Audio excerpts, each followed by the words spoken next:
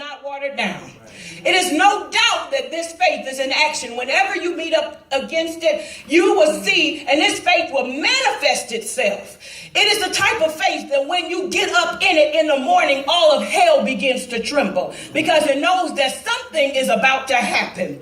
It is the type of faith that would pack up 6 kids and go to an airport to go on a missions trip and not have a dime to pay for the missions. I'm talking about unfeigned faith. It's the type of faith that will send money in an envelope running across the airport to you for your trip. I'm talking about bold faith. I'm talking about you got 6 little kids and you're not concerned about what we're going to eat and where we're going to sleep. All you know is that God said go. And that bold, unfeigned, undisguised faith got your kids together and took them to an airport.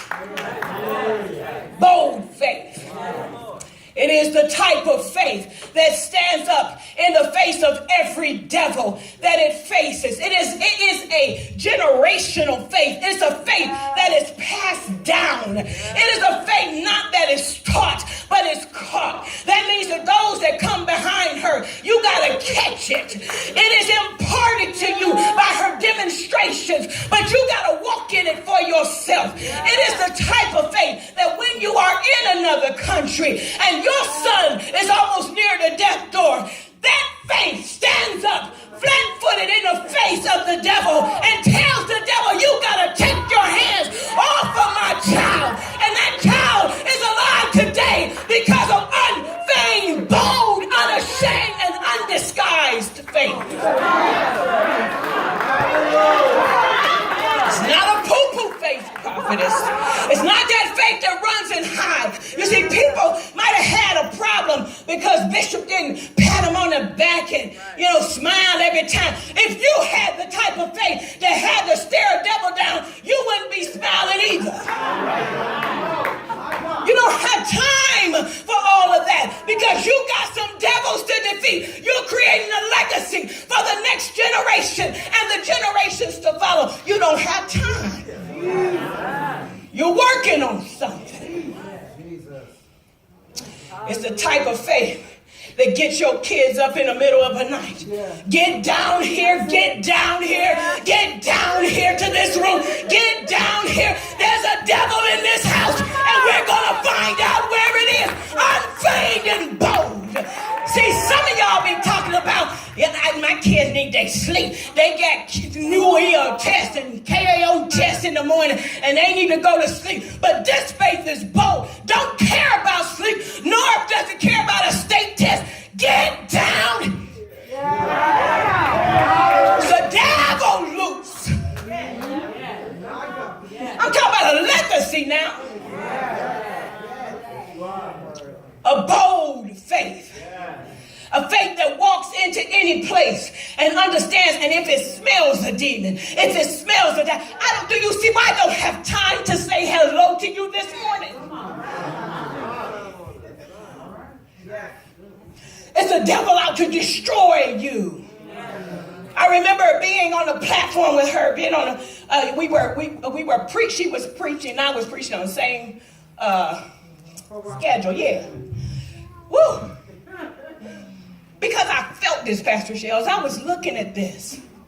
And I thought, God bless the daughters and sons and grandkids. But all of us who had an opportunity to experience this bold faith. And we were on the same ticket. Whatever you call it. I don't know what you call it. We were on the same program. And I went up to speak. And then she came up after me and she called me back. She didn't know me. It's the first time we ever met in person. And she called me back. She said, come here. At first, I was getting ready to sit on the other side of the row. And she said, come sit right here. And I sat down next to her. And you know how it is. You sit next to her. Yeah. You're like, oh, God. And I sat there. And then they called me up to speak. And I spoke. And then I went and sat down. And she got up to speak, and she said, come here. And I went up, and she began to pray over me. And she spoke in this tongue. Let me tell you something. This wasn't about let me applaud her. She spoke well. I see something trying to destroy your life. And at that day, she took authority over cancer that she saw in my life. And she bound and took authority over early death.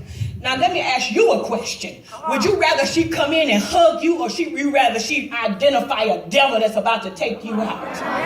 Come on, we misunderstand things. And we don't understand this unfeigned, this bold type of faith.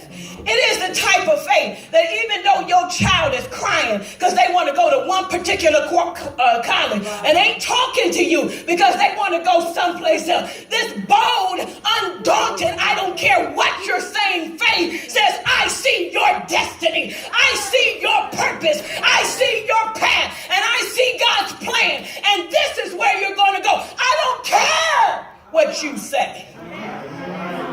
Unfaith. And if some of us would take that same faith, just a little bit of that faith, we may see something a little bit different. When you stop caring, they wanted this piece of candy, so I just went and bought it. But you see a selfish devil on them. You see a devil that wants everything, that don't want to work for nothing. You begin to bind that thing and take authority